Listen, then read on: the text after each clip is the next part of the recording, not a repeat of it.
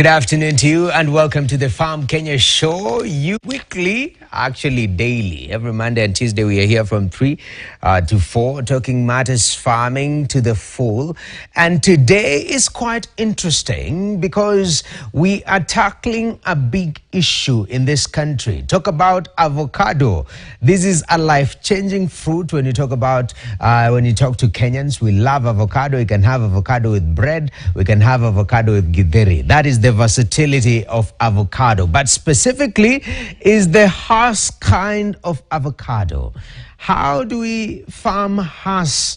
That will be a focus and the dynamics around Hass farming. In fact, without wasting much time in our farm guide segment, Paul Thiongo went all the way to Muranga and he actually investigated how can you do Hass avocado farming to its maximum potential. Let's take a look at our farm guide segment.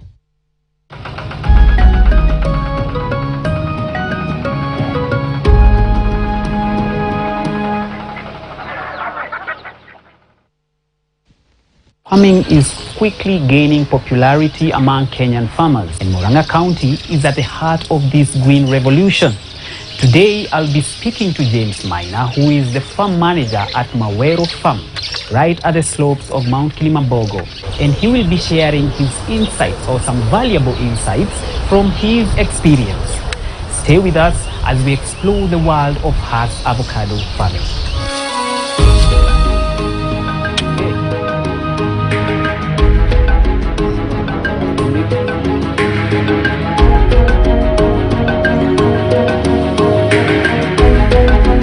Mimi naitwa James Maina Njoroge kutoka Nakuru, Naivasha constituency. Hapa Muranga tuko Katanga constituency. Tunalima kuku za broilers kienyeji, tunalima papai, tunalima avocado, tuna ng'ombe, tuna mbuzi. Masomo haimati ati unaishi wapi ama unafanyia nini.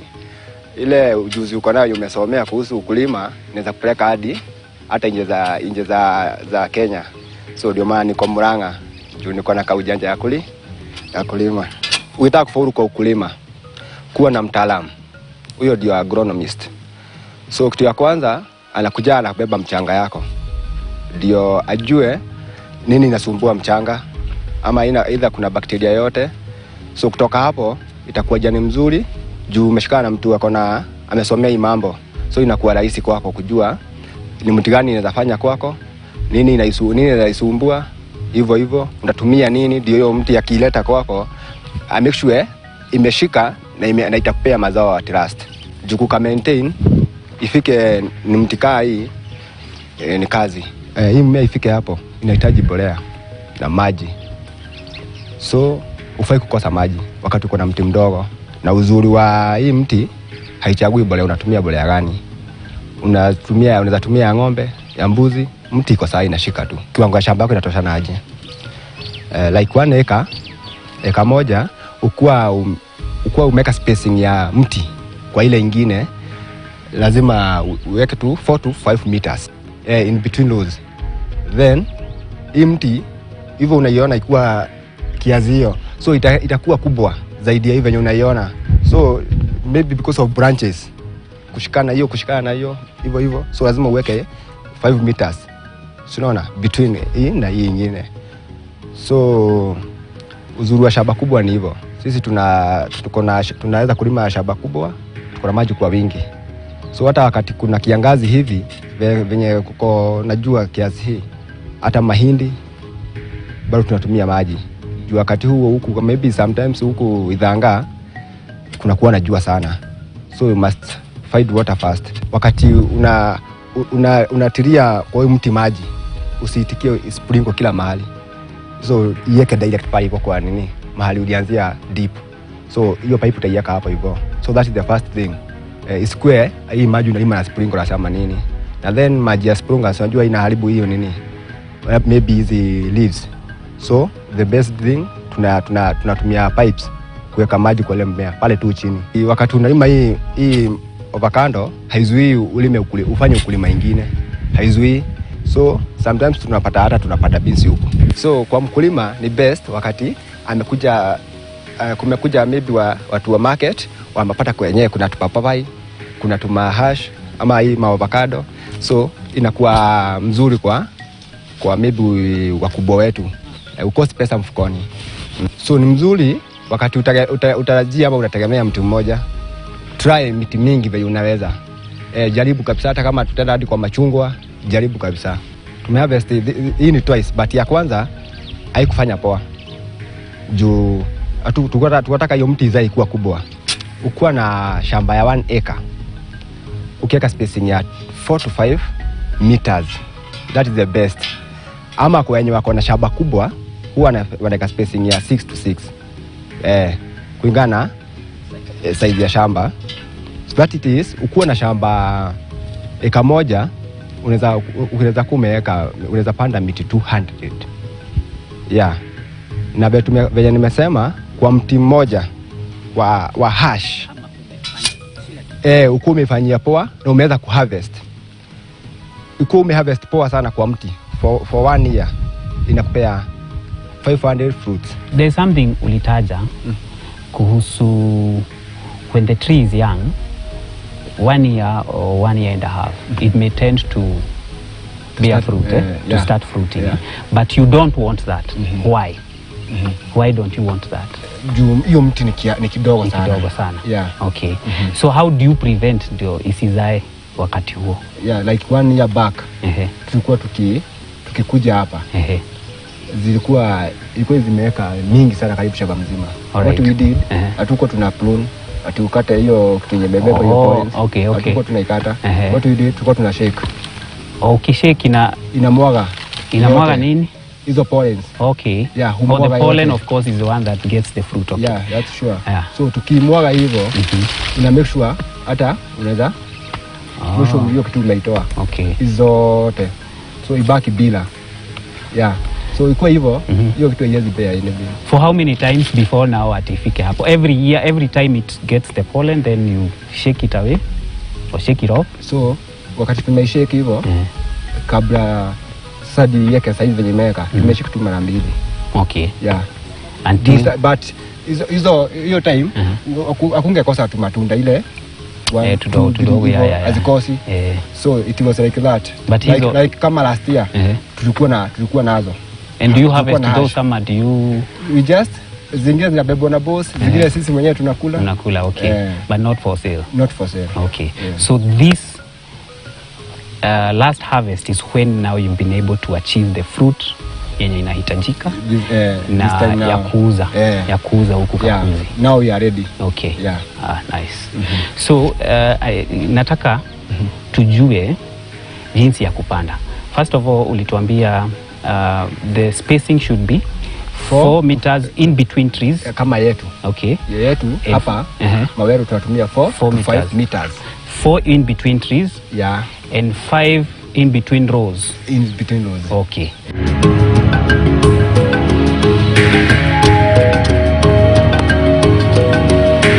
So here we are.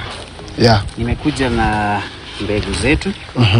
This is the golden horse grafted variety, si ndio? Sure. So before hata tutoe mchanga, nataka tujue umechimba kiasi gani hivi na kiasi gani hivi. So the best recording hapa ni 4 to 4 feet. 4 feet. That is squared. 4 squared. 4 by 4. Na kwenda chini hadi ni 4 bado. Oh, so bado tunaendelea. Acha basi nitoatoe mchanga kidogo. Sawa. Ndio.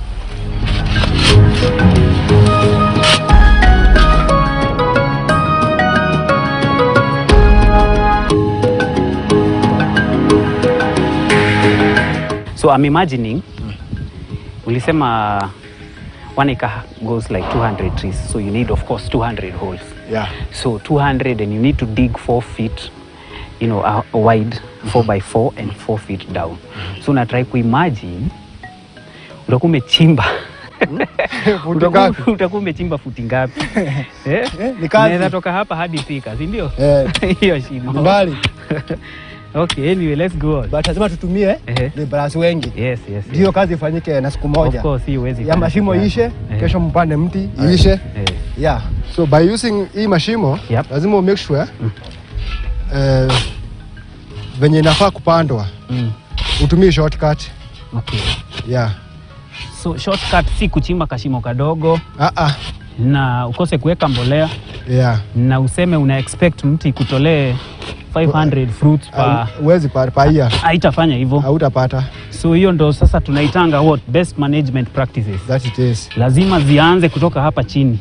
Sure. All right, I think we are done for now. So what we are going to do is mbolea imekuja. Acha ni balance kidogo. Balance kidogo. Mbolea iko imefika. All right.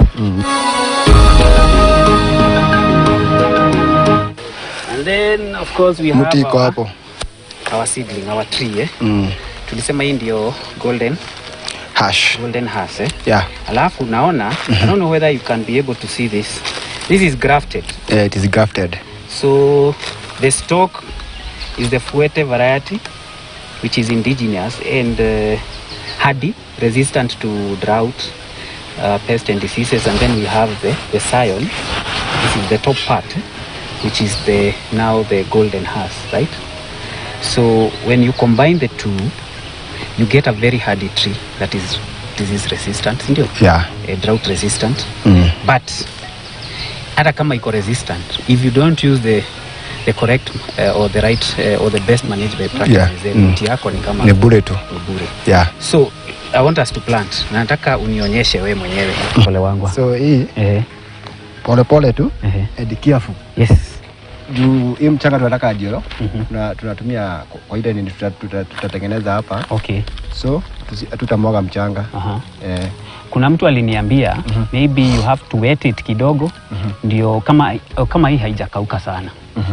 Kwa sababu sometimes when it dries and you get the paper out then unangoa hadi the roots. Hata kama utaiwet unaweza itoa careful. Okay. Usitoe ukitumia nguvu. Okay. Si ndio? Yeah.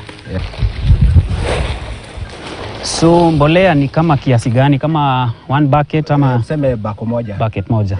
Okay, bucket kama hii ya 20. Ama nusu ya ngunia, hii ngunia ya 50 kg. Nusu yake. Okay. Iko best. All right. So tunatumia mbolea ya ng'ombe. Hii ni ya ng'ombe. Hii ni ya ng'ombe. Ni favorite na iko sawa. Okay. Itastain ni mmea. Yeah. But so jua bora tunatumia hii ya kuku junior season moja. Mbolea ya kuku inakuwa season moja.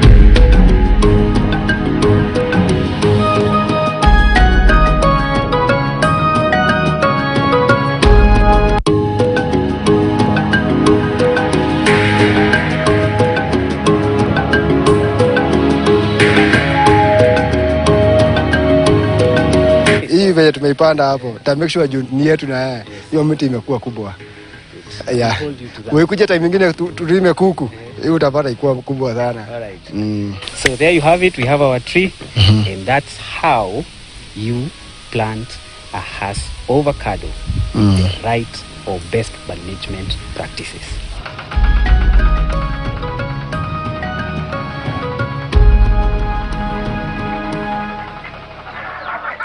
Well, definitely very important for us to know how to plant the hash avocado. Quite a detailed process right there. But right now, even as we talk about hash avocado, the big question is, how critical is hash avocado in the Kenyan ecosystem? First of all, Kenya is one of the biggest producers of hash avocados in the world. And secondly, we actually grow a lot of hash for the export market. And we'll be taking a look at that in detail later on. But right now, what are the major known facts that each and every Kenyan should know about hash avocados? Well, let's take a look at some of these facts that we need to know about hash avocados. First of all is the nutrition profile. And when you talk about nutrition, you know, Kenyans, we eat avocados kama ibada, as people will say. But nutritionally, Hass avocados are renowned for their creamy texture and rich flavor, packed with healthy non-saturated fats, fibers, vitamin, that is vitamins E and C, and potassium and folate. So this is very, very good and very nutritious. Apart from that, let's take a look at production. Where do we stand? Globally speaking, in 2023, global avocado production reached approximately 10.5 million tons, with Mexico leading at 29%, that is around 3 million tons. Other significant producers include Colombia, the Dominican Republic, Peru, and Indonesia. Now, where does Kenya stand in all these? Kenya's contribution actually stands as the sixth largest avocado producer globally, achieving a production volume of 633,000 metric tons in 2023. That is where we stand as a country, sixth largest. That is quite massive. Now, when you talk about export market, where we've said we produce a lot of Hass for the export market, Kenya's avocados export has seen a notable increase. Actually, we are exporting more, and these rose from 103,254 metric tons in 2022 to 122,581 metric tons in 2023. So close to 19,000 metric tons year-on-year increase. Even as we supply the market, where is the demand? Where does it stand? The global Hass avocado market was valued at $14.85 billion. Okay, $14.85 billion in 2022, and this is projected to grow at a compounded annual growth rate of 7.3% from 2023 to 2030. And now we are in 2025, that number should be going up. What are the exports projections? Where does it stand by 2030? Global avocado production is expected to reach 12 million tons, with up to 3.9 million tons designated for export, potentially surpassing exports of pineapples and mangoes. So right now, the big boys are pineapples and mangoes, but avocado is like coming very fast and strongly, as you see right there. Then when you talk about environmental considerations, avocado cultivation requires substantial water resources, as we've just seen at that particular segment by Thiongo Paul, and we need proper supply of water. Approximately 70 liters is needed to grow a single avocado tree, which is very, very interesting. So even when you're considering going into avocado production, these are some of the considerations that you need to have, and well-known established facts when you talk about Hass avocado from a global perspective and also from a national perspective. Those are our facts. But moving on swiftly from our facts, let's talk about the prices, because some of us, we go to the market and Hass avocado, they're very small, tiny, and you ask, what is the price of this one? You're told this one is 50 bob. Then you start looking at the person selling it, with that eye, with the bombastic side eye. Well, let's look at where Hass avocado prices are in regards to the market, and this takes us to our commodity prices segment.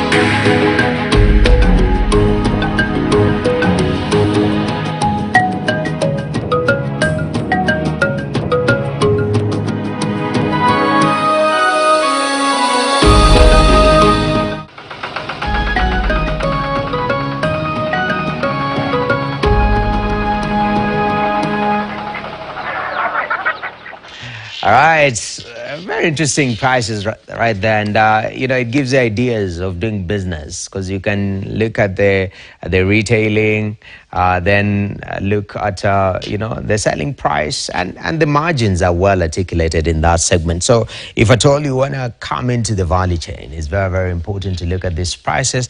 They can help dictate the products that you want to go into and how to do it from what markets. That's why we have that particular segment there for you to keep you informed and empowered. But right now we want to continue this conversation on matters has avocados, and it's very interesting because you have to be very passionate, determined and focused if you are to go into avocado farming, and specifically has avocado farming. And our next segment of Farmer of the Week, we look at the lead farm.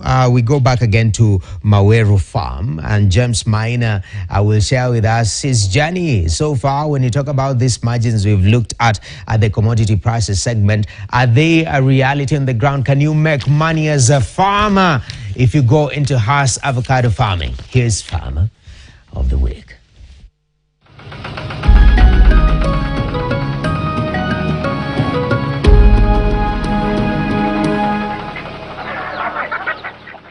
Climate ya Idhanga ama Murang'a ni ya matunda. Hata mkunyeshe ama aje ama kukuwe na heavy rainfall, matunda inafanya poa. Juu lakini kuna shida moja. Pia mchanga huko itakagi a lot of rainfall mingi ile. The best thing kwa kupurun, kuna ile scissors yenye inakata hizi nini matunda, na pia unaweza tumia kakso. Kuna kakso kandoo ka mkono. Hiyo haina effects juu unakata. Hiyo stuff unaiondoa yote. Lakini sasa ujue panga si poa juu sometimes inabidi uikate ikuwe imeangalia juu hivi. Sasa na watu wengi wanaitumia ikuwa hivi. So hiyo mtu utaibidi uweze kuiweka vidoda. Juu wakati umeikata hivi, hiyo mtu hajatoka vizuri na ngozi yake. So itafanya nini? Itatoa ngozi ya mti. Hii hashi wakati inaiva inaanza kuchange color. Inaweza kuwa inataka kuwa black. Yeah. So ngozi huwa inaacha kuwa na ile green. So hii matunda nikiweka kwa siku 2, 3, 4 itakuwa nikiikula. Na then cover yake ni ngumu. So matunda haiharibiki kwa haraka. Inakaa kwa market. Hata wenye wanauza kwa soko hizi ndogo ndogo, matunda hata wakati zimeiva, kama zimeiva at once, akiuza kwa soko kabla iharibike ita take time. Hizi kawaida zinakuwa na ngozi soft. So hata ukifinya unaona inaenda haraka. But hii ngozi yake ni hard na iko poa. Market ya hii matunda in Kenya ama mwenye wote analima hii matunda, mahali yako anasema kitu ya kwanza hii kitu nakujua hadi kwako nyumbani. Ukikuwa na connection na kakuzi hiyo industry, so anakuja kukuchunia matunda hadi hapa nyumbani. Na si hao tu, ni wengi. So hao ndio wanakuja wanajua matunda kiasi yenye wanataka. Mwezi kisha ama 2 months ukisema tu kunyesha kama hivyo, itaanza kuweka kushoot tena. Hata ukitembea huko ndani utaona kuna zingine zimeshoot. Kwa hivyo ukisema ni kumaliza hii matunda kwa hii shamba, zingine zimeshaweka. So mara mingi unakuwa kwa soko. Unakuwa kwa soko. So yenye itabaki kama ni kubwa ikosi market. Hukujua hadi huku. Ni maybe kuna wengine wanauza hizi nini retails ama hizi soko ndogo ndogo. Hata bosi wangu kubeba juu bado anawapelekea huko watu na Nairobi. So mara mingi hakuna hasara kwa hii matunda.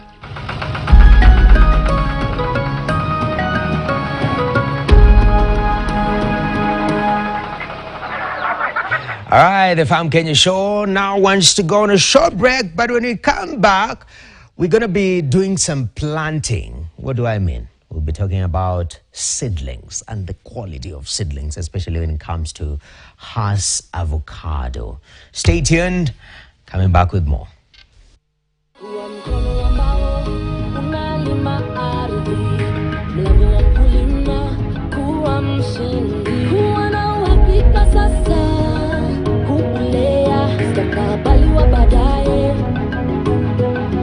Tufanye kazi pamoja na tukue pamoja kuimarisha Kenya, ni jukumu la Farm Kenya.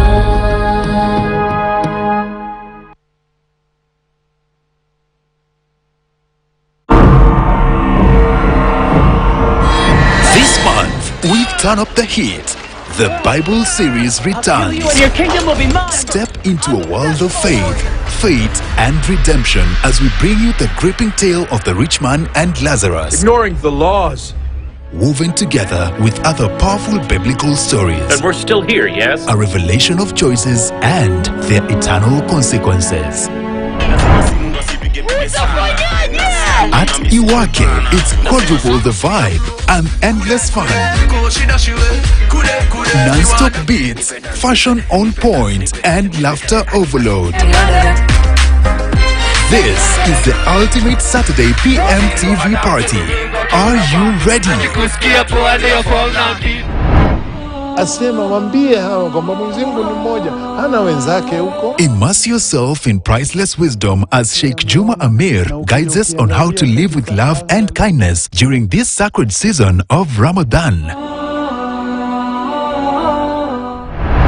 No filters, no sugarcoating, just raw, unfiltered opinions. And even they lie more. But this is the point. On the week's hottest topics on I think there's important details we are missing. Let's Be Real. And you know I love some good controversy. Women don't like anything beyond I money. don't think partners, husbands and wives, partners, whatever, they shouldn't tempt each other. The energy is unmatched. The excitement is unstoppable. Only on KTN.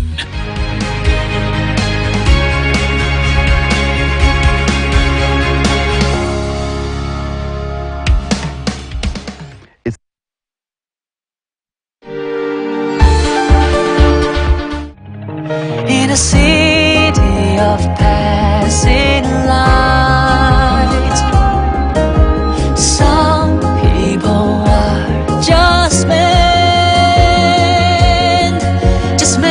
to be. It's how we fall in love and keep on chasing on the edge of destiny.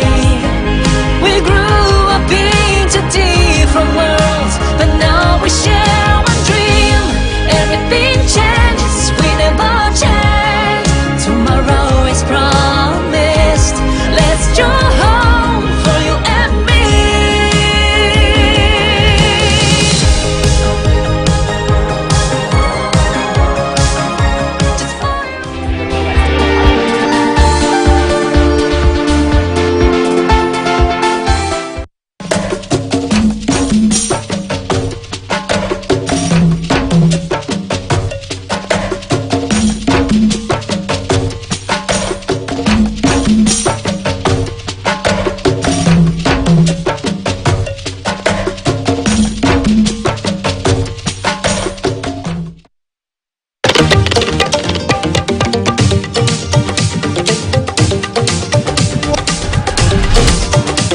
This week on Club Kiboko.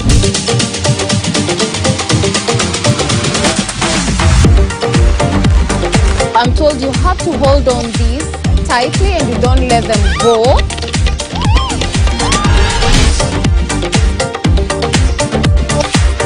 This is what I'm talking about right here on Straight Up Show.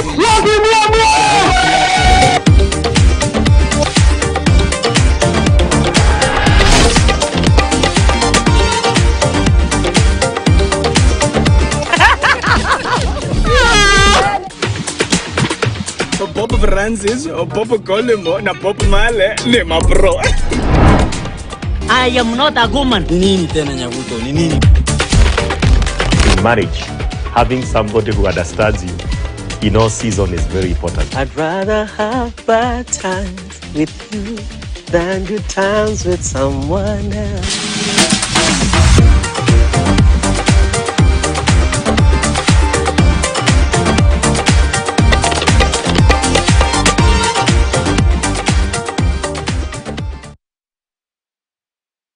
Subscribe to the Smarter Bundle today.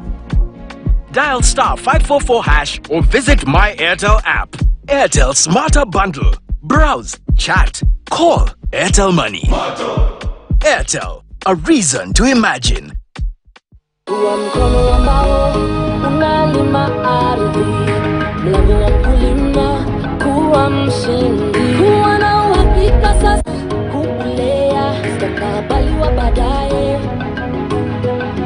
Tufanye kazi pamoja na tukue pamoja, kuimarisha Kenya ni jukumu la Farm Kenya.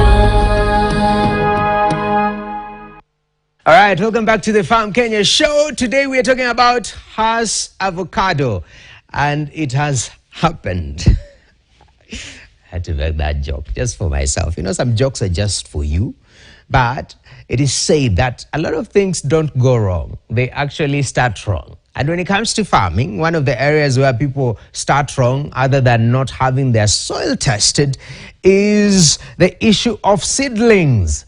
Yeah, you know, when your friend or your brother tells you, I know somebody who can sell this cheaper. I know somebody who's cheaper. Then you go buy, you plant, and you're not making money out of it, or your products are not growing. So right now we want to go back to the farm and talk about the issue of quality seedlings. And we have Francis Kamau, who's an agronomist at Agriel Africa, who's going to be divulging further information on how to identify quality Hass avocado seedlings. Let's dive in.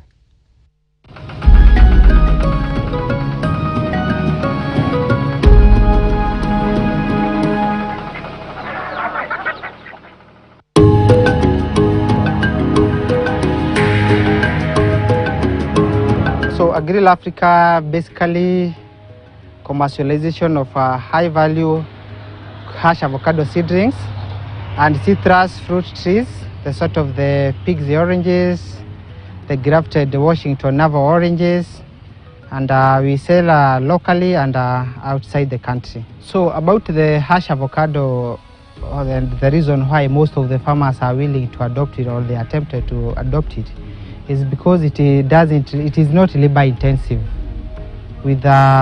It does not require a lot of monitoring. You can even farm when you are away. It is not like any other crop that needs attention in the morning, any other hour. It is very sustainable, and it has a lot of high income. And again, it is very marketable, both locally and internationally. And when you plant it in terms of the pests and diseases, you don't require, again, as I said, about the capital intensiveness, does not require a lot of capital to manage the crop, the pests, and also the diseases. Watering, again, you can even go for over 5 months without watering. We normally advise those people who want to venture in the fruit trees farming, also the Hass avocado, to work with agronomists because of very many reasons. One is to be guided on where to get certified quality and true to value seedlings, because that is now the foundation. And also these agronomists will also be able to advise on the spacing, which is very, very paramount. This seedling goes for over 40 years and above. So when you mess in the point of spacing, you mess the whole structure. So that is basically what is very, very important to work with agronomists, and also in terms of advising on the soil. We are able to, the farmer is able to understand what is needed in the soil, apart from the crop, the Hass avocado, what any other crop you can venture in as an intercrop, so that you diversify and get a sustainable income now and then. For example, Hass avocado, we normally advise farmers to intercrop with a crop like pawpaw, the high value pawpaw. So that is why it is always very important to work with an agronomist. Depending on the crop you can diversify in, the spacing and all the agronomic aspects. In terms of the management of the seedling from the word go, or starting from the hole, the planting hole, we advise the customer when you are planting the seedling in the hole, it is good the soil sometimes, if you have not managed to do the soil testing, maybe you never had enough capital. We advise you, it is wise you use a fungicide to control the soil-borne diseases. It's also wise you use the pesticide to kill stuff like the muchua, the ants. That is very, very important. Because if you fail so, sometimes you find your seedlings after a few months they are drying up because they have started to be affected by those soil-borne pests and also the diseases. So when you are planting, we normally advise the farmers more so to use manure. You can use manure, and also during the planting you can use 50 grams of the NPK depending on the requirements of your soil. The soil status, because after doing the soil analysis, Agricultural Africa will tell you the nutrients, that the exact levels of nutrients that will be required. So we advise you use 50 grams to mix with manure, and also depending on the need of the soil, we advise you to use agricultural lime. Then after planting, the crop is just like any other human being. It needs feeding. After 2 weeks, there is some foliar fertilizers that we advise the farmers to spray on the crops so that the crop can be able to withstand the drought and water view. Those foliars also help the crop to uptake the nutrients very fast from the soil. It also helps the plant at the early stages to be a bit vigorous. So foliars like Catalyst Gold, which are in the markets across the agro shops, or the famously known agrovets across the country, we advise farmers to spray after 2 weeks, and then at an interval of 2 weeks, we also advise the farmers to spray the foliar fertilizers, Catalyst Gold. Although they are Catalyst Gold, depending on the stages, we have that one for starter. Again, when the crop is at vegetative stage, maybe after like 6 weeks, or also even 3 months, there is another different type of Catalyst Gold we advise the farmers to spray. And also when they are spraying those foliar fertilizers, that is in terms of the nutrition. We also advise them to mix with fungicides and pesticides, because again it goes hand in hand. So there are those pests. If we have identified it's a certain type of pest, we advise you on a specific pesticide. If a certain type of the fungal infections, we advise you on the appropriate fungicides to mix the foliar fertilizers with. We have very many dealers dealing with the integrated pest management, and there are fly traps. They will always attract the male species. Then when the male species are attracted, they will die, and then the female will not be able to multiply. So we have very many dealers in the agro shops. When a farmer visits the agro shops, we normally don't like maybe telling exact, because there are several. You go, you get to some extent we can recommend when we are forced to, but there are very many. And when farmer doesn't go with the agronomist, also at those high-end stages, when maybe the crop is flowering, it is fruiting, sometimes it can be very dangerous. If you don't take the right measures, like measures to control those fruits, they will reduce the quality of your fruits. They will even reduce the productivity of the fruits and even the quality totally. So we advise them to use those fly traps, and also at those stages in terms of also nutrition, to ensure the fruit is it's also a bit immune to those pests. We advise them to use, there is a foliar fertilizer called Catalyst Gold, specifically for fruit and flowering. They will spray, and then it will help the placenta of the fruit to be strongly attached to the plant, so it will reduce the falling of the flowers and even the fruits. We normally say sometimes it is a bit tricksome for farmers who have never engaged in the seeding project, but sometimes we try to get information to them. First of all, it is theoretically you have to trust the face of the seller or even the organization, if you have to say so. A company like Agricultural Africa Limited is a big company that sells the seeds locally and internationally. So that is one of the credibilities. The other thing a farmer may consider, it is about where are you sourcing the seedling. Sometimes you can even ask the company, are you registered, are you certified? Because if you get a certificate, if some organization, if you are buying, because a serious farmer, maybe you are buying over 200 seeds, that is equivalent to 1 acre. To me, it's a big investment. some extent, you can even ask an organization, can you provide us with maybe credentials to verify the cities that you are dealing with is incredible. Yeah. Because for instance, like ours, before maybe I proceed, we have a specialist. We have one person who is specialized to source the Zions for purely golden hash avocados, because we do not like to take or disrupt the market that we are aiming for very many years. And maybe for some physical features that maybe can help you, although sometimes they may be confusing to those who are not maybe conversant so much. Hash avocado, we have several types of hash avocados. We have golden, we have the ordinary, and also we have the fuerte. So this one is the hash avocado. And hash avocado doesn't have the dots. If you check on the fuerte, it has several dots here, several dots. On the stem or on this stem. Okay. But for the hash, it is a bit smooth. It doesn't have those dots. Okay. So that is one of the key physical characteristics to identify. Okay. And ensure you have gotten 100% golden hash avocados. And I said there are several types of avocado. We have the ordinary, we have the giant, and we have the golden.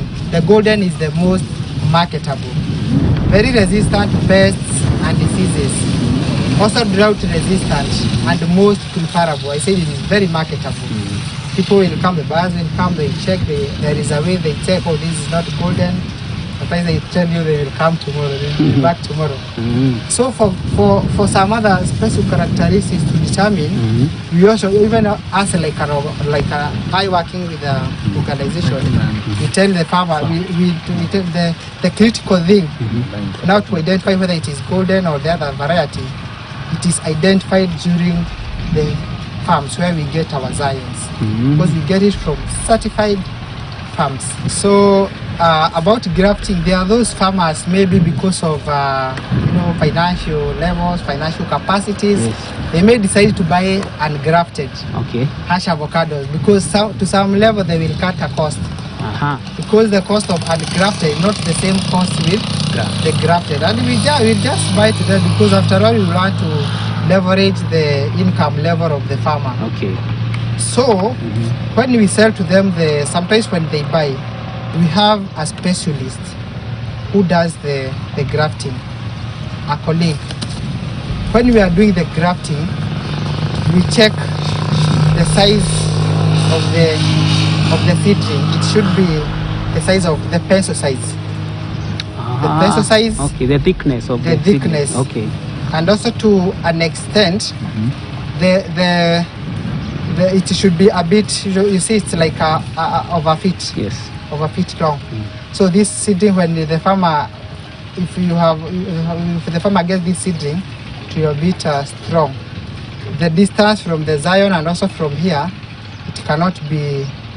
It is not the same. It is far away from damages like waterlogging and what have you. Okay. So there you come, you cut. There is a way the expert cuts. The Agri Africa expert cuts across. Then you cut. Split. You split. And also this Zion, when they are sourcing for these Zions, there is some characteristics. They don't source for very old Zions and not too young Zions. They get the moderate from certain crops. So they insert and we tie tightly. When we tie tightly, we wait for like 3 weeks. 3 weeks, it will start shooting like this one. When it starts shooting, we just spray with foliar fertilizers, and within a very months, we give it we normally sell our seedlings when they are 6 to 9 months old. They are very hardy. The Zion and the rootstock, they have really joined, and they cannot even dry. They cannot be affected by the water. So that is how we normally take care of the farmers who need those support services. And specifically for these in Murang'a and some other branches in Murang'a, here it is because of accessibility. If you can see, it is along the road. Yes. So even those farmers who have just thought it abroad, oh, I can venture into the fruit tree seedlings.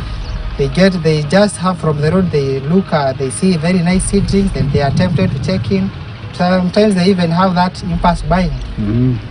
And also, if you check on this location, it hardens the seeds very, very well. When if you take this seed to most ecological zones across the country, they will still survive. That is why the reason why most of the farmers that we visit across the very many ecological zones across the country, they don't complain about the seedling because of the climate here. It has already hardened that seedling. Another factor it is because we just have a river nearby, so the source of water is not a problem. From the scratch, there are those challenges that affect the avocado seedlings. And in our case, we learned it. We learned it from the farmer's experience. So when we are planting, there is very many ways of maybe treating the soil. Like on our side, Agri Africa side, when we are mixing the soil, we mix with some pesticides and some other fungicides that ensures the seedling, the soil that is in the polybag, it is safe. And even when you transplant it to the farm, it is safe. For example, of some of the pesticides, we use the Confidor, we mix with the soil, and it will ensure the soil is very safe from some of the soil pests and stuff. In terms of diseases, after we plant, we drench with some fungicides. Occasionally, repeatedly, like after every other 2 weeks, we spray with the fungicides. And an example of fungicide, we have very many in the market. There are very many. We have several types. So when a farmer invites us maybe to offer free agronomic support in terms of planting, at that level we comfortably advise on the best or the available ones that we can use. Also, because during planting, also in the planting hole at the farmer level, we also advise the farmers to add those chemicals that kills the pests and also kills any available soil-borne diseases. Being also environmental conscious, we advise the farmers on how they can maximize on their, it's all about advising farmers to cut costs and to leverage on the profits. When you are planting when you are getting this seedling from this polybag, we don't advise farmers to cut it. We advise farmers to just dip it in a bucket, and it's a matter of seconds. Just pull it. Because we are talking of kilimo biashara, agribusiness, this polybag you are going to reuse. You can even decide to plant a vegetable. You can also decide you plant the seedling, the seed that maybe you consume for even avocado or even another fruit type like the mango. You plant here. Then you can ask Agri Africa to come and craft for you. You have cut the cost. That was very, very informative. Yes. And we've had so many cases of people being duped by con men who are selling, uncertified Hass seedlings. And just to recap, you said that if you want to look out for original or certified Hass seedlings, you look out for the smoothness of the back of the top part of the seedling. Yes. And then most cases the upper part. Most cases the upper part. It has to be because it's the one that has been grafted. The zion, from where we have the zion upward. Yes. And mostly the zion is the rootstock is the fuete. The ordinary fuete. The ordinary fuete. Yeah. And the scion is the golden hash. Golden hash. Yeah. Which has a smooth, very good, very smooth back. Yeah. All right. Without dots or spots. Okay. So if somebody wanted to ask more questions on this, where can they find you on social media? They can find us on social media at Facebook, Twitter, LinkedIn at Agri Africa. Good. Thank you so much. And that was our session of Farm Guide. I hope you've enjoyed the show. Until next time, I'm Paul Thiongo.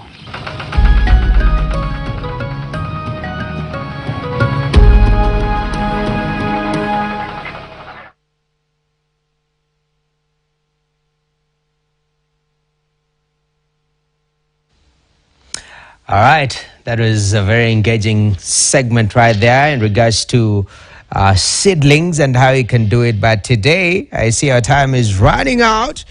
Is that what is critical is that you've learned the process all the way from how to grow avocado all the way to preparation on matters to do with seedlings and whatnot. We've taken a look at commodity prices in the market, and that gives you a whole arc of the story that you need when it comes to avocado, even the fun facts that you need to know about this particular avocado. And that's where we put a full stop to the Farm Kenya Show today. Thank you very much for being part of this journey. My name is Noah Kipkemboy, and if there is somebody that you're fond of, don't just tell them you can use an avocado line, like you are the avocado to my toast, that is upgraded.